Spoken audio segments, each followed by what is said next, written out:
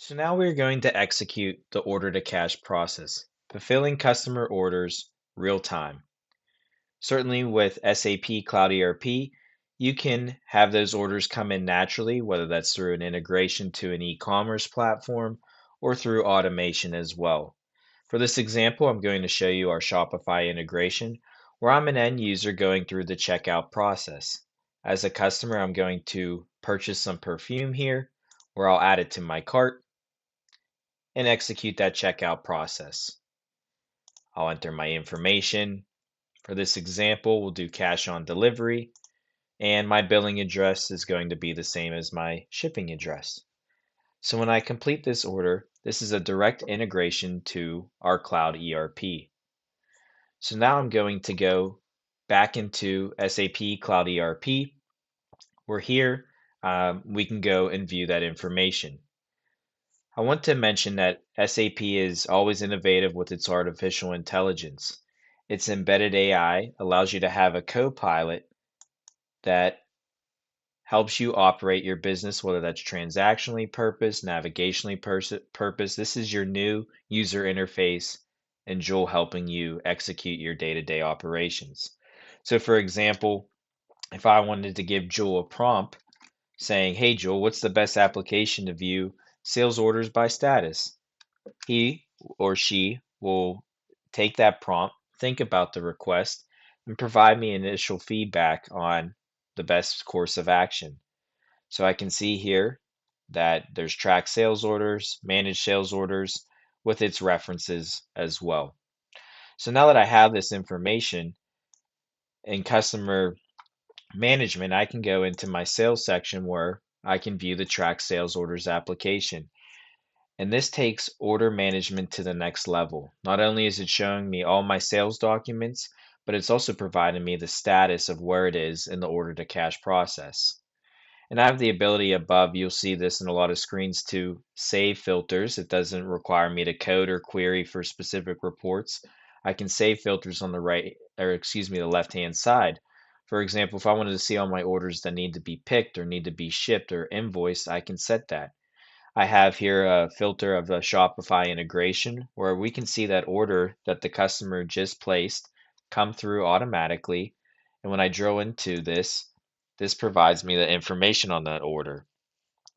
With its advanced capabilities, the system not only gives me a fulfillment status where I understand what's taken place and where there might be delays, warnings, for example, but it's giving me that full document process flow tracked and traced. And this is interactive. So you're, as in customer management, if you need to look up information or go back into a specific document, you can select and drill into that document. But also there's a numerous amount of quick actions that you can take from just 2 clicks. What you also notice is that there's a planned invoice. This is another powerful feature within SAP Cloud ERP. Not only can you view the current state of your business, but with the universal journal and the machine learning, you get the predictive state of your business, allowing you to grow and answer and handle the questions now, but also be able to handle the questions and address the future possibilities. And through that integration, we saw that order come through. You can see that here's the quantity for that perfume of one, and I can drill into that information side by side of what's taken place based off availability to promise, etc. So that's just one simple way naturally that orders can come through, eliminating that manual effort by your end user team. But let's fulfill that order.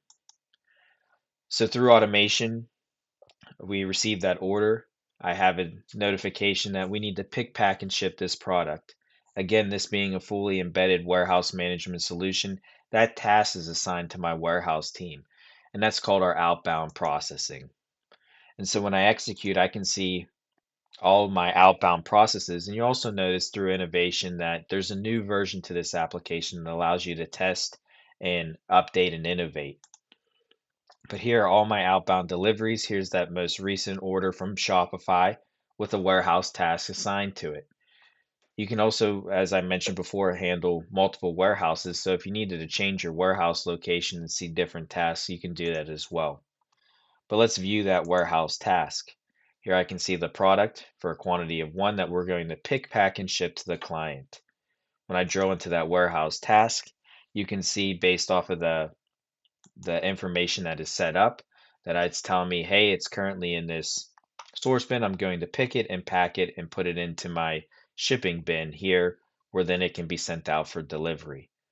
We walked through the handheld device. Certainly, as a supervisor, if you want to make that stock movement quickly, you can confirm this task as well.